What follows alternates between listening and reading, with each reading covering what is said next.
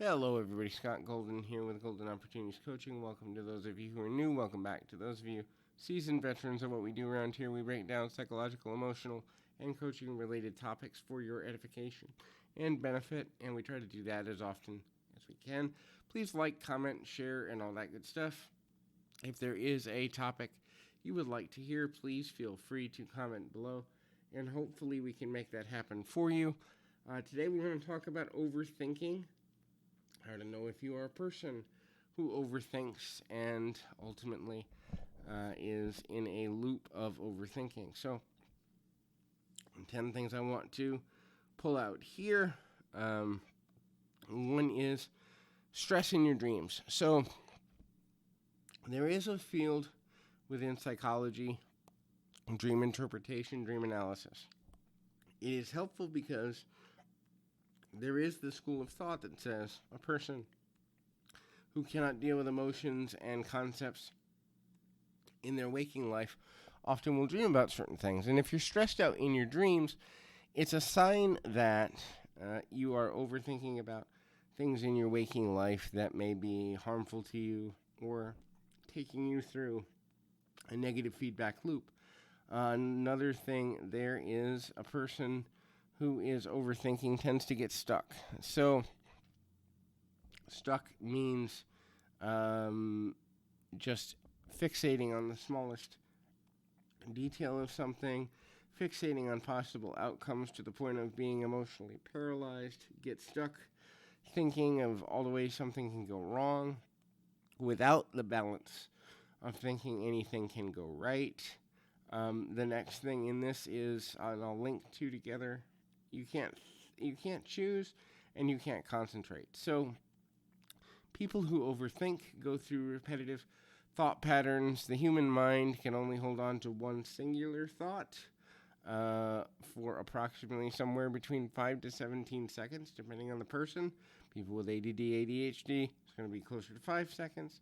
People with a stronger mind in terms of focus may last about 17 seconds. So that means approximately 3 times every minute or so you are having a linking thought.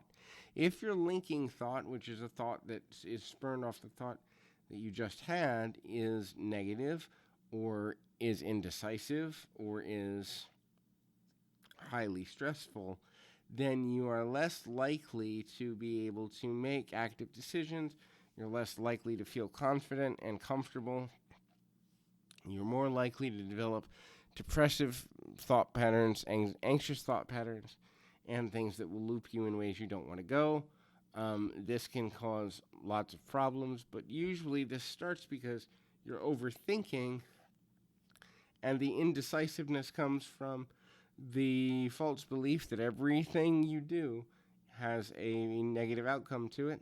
The inability to concentrate comes from the fact that your mind is in problem solver mode without giving you the outlet of finding a solution or at least relief in a probable solution. And so you keep re-looping through the same things over and over.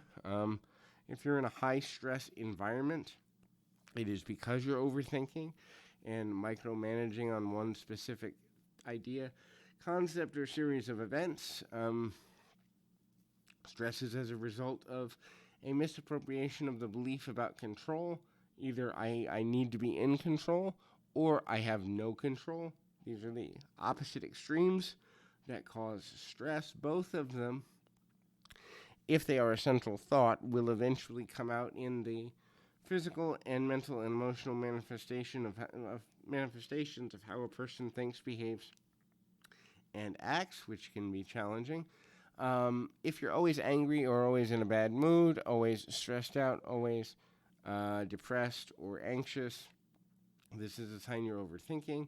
It means that your emotional state is being affected by the fact that you have now rendered yourself emotionally impotent to some degree, unable to make decisions that bring you to resolution, that bring you peace or security. And really, when we think, what we're looking for is the security to know we're going to be okay. When we can't find that, will go into a negative emotional feedback loop, which is often hard to break.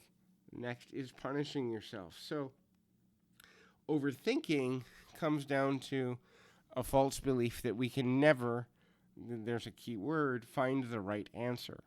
And this will cause us to go, I'm stupid, therefore I don't deserve to be happy, or I don't deserve to rest, or I don't deserve to have fun, or I don't deserve fill in the blank here. That form of self punishment is as a result of overthinking, because the misnomer is if I look at something for the 977th time, I will find the solution that I've missed all the other times, and I'm going to force myself not to do or experience enjoyable things until I find a solution that I can live with. And sometimes the solution we can live with isn't as readily evident as we want it to be.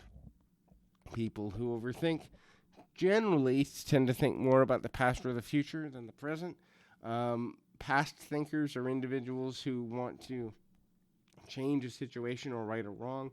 Future thinkers are thinkers who believe that the present moment isn't that great, but the future will always be better. I'll borrow a Billy Joel song that I borrowed here before, a Billy Joel lyric anyway. The good old days weren't always good, and tomorrow ain't as bad as it seems. In other words, the future doesn't matter because we're co-creating it. The past doesn't matter because we can't change it. We can use these as reference points, but that's all they're intended to be. When we're looking for a deeper why, and we can't find it, we will overthink. So telling a new story to yourself is imperative for getting past a traumatic experience. Matter of fact, it's one of the things I think they should teach in schools.